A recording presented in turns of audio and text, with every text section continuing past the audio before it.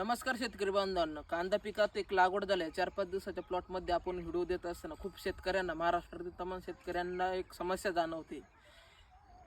कांदा पिकात मर रोग असेल, पीळ रोग असेल, त्याचबरोबर कांदा पिवळा पडणं असेल, जो अवकाळी पाऊस झाला 1-2-4 दिवसापूर्वी, आणि त्याचबरोबर सकाळची पडणारं दव बादड असेल, त्यामध्ये आपल्याला कांदा पिकात खूप साऱ्या समस्या जाणवत आहे.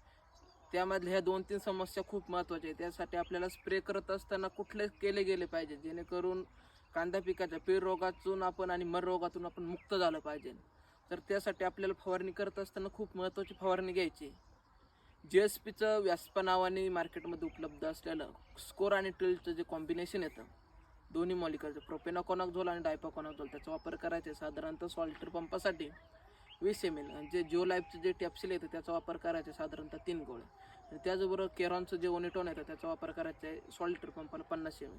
अशी जर आपण एक फवारणी 14-15 दिवशी जर केली तर आपण पीळ रोगाच्या रोगापासून आपण मुक्त होईल.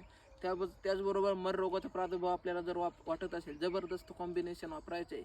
त्यासाठी आपल्याला एकरी एलिएट घ्यायचे 500 ग्रॅम आणि त्याचबरोबर एंट्राकॉल घ्यायचे 500 ग्रॅम. हे पाण्याच्या फ्लड पाण्याच्या माध्यमातून देऊन घ्यायचे.